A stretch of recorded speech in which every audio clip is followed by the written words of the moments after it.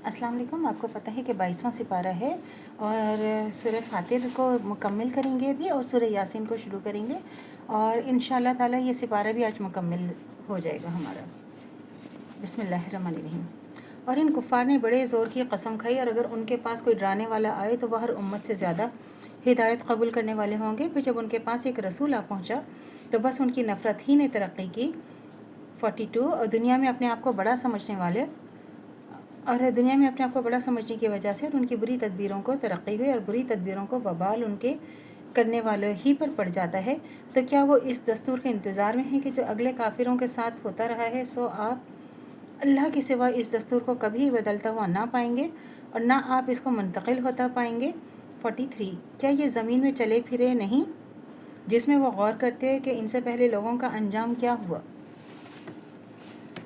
हालांकि वो क़ुव्वत में इनसे ज़्यादा थे और अल्लाह ऐसा नहीं है कि कोई इसको आजिज़ कर दे, ना आसमानों में और ना ज़मीन में, क्योंकि वो बड़ा जानने वाला बड़ी कुदरत वाला है। 44 अगर अल्लाह उन लोगों को उनके अमाल के सबब पकड़ लेता तो रोए ज़मीन पर किसी पर एक चलने फिरने वाले को भी ना छोड़ता, लेकिन अल्लाह ताला ने एक मुअय्यन मुद्दत तक उनको ढील दे रहा है और जब उनके वो मियाद आ पहुँचेगी तो अल्लाह अपने बंदों को देख लेगा। 45 बिस्मिल्लाहिर्रहमानिर्रहीम। यासीन कुरान की कसम है जो तमाम हिकमतों से भरा हुआ है। ए मोहम्मद, बिलाशुबा आप रसूलों में से हैं।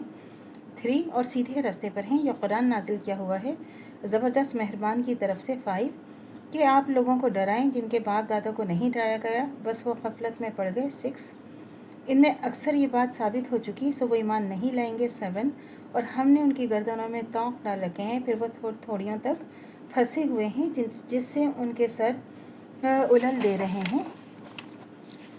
और हमने उनके आगे भी दीवार बना दी है, उनके पीछे भी दीवार बना दी है, बस उनको घेर लिया है तो वो देख नहीं सकते। 9 और आप उनको डराएं या ना डराएं, दोनों बराबर हैं, वो ईमान वाले नहीं हैं, ईमान लाने वाले नहीं हैं। 10 आप तो सिर्फ उसी को डरा सकते हैं जो नसीहत पर चले, अल्लाह से बग़ैर देखे डरे, तो आप उसको मग़फ़िरत और अच्छे अजर की खुशखबरी सुना दीजिए। 11 बिलाशुबा हम मर्दों को ज़िंदा करेंगे और हम लिख लिया करते हैं जो आगे भेज दिया करते हैं और जो निशान अपने पीछे छोड़े हैं, और हमने हर चीज़ को लोहे महफूज में लिख रखा है। 12 और इनसे गाँव वालों का क़िस्सा बयान कीजिए जो उनके पास रसूल आए। 13 यानी जब हमने उनके पास 2 रसूल भेजे तो उन्होंने उनको झुटलाया, तो हमने तीसरे से तक़वियत दी, तो उन्होंने कहा हम तुम्हारी तरफ रसूल बनकर आए हैं। 14 गाँव वालों ने कहा तुम हमारी तरह के आदमी हो, अल्लाह ने तो कोई चीज़ नाजिल नहीं की, तुम तो महज झूठे हो। 15 तो उन्होंने कहा कि हमारा रब जानता है कि हम तुम्हारी तरफ रसूल बनाकर भेजे गए हैं। 16 और हमारे ज़िम्मे सिर्फ इतना है कि हम साफ साफ पैगाम पहुंचा दें और बस। 17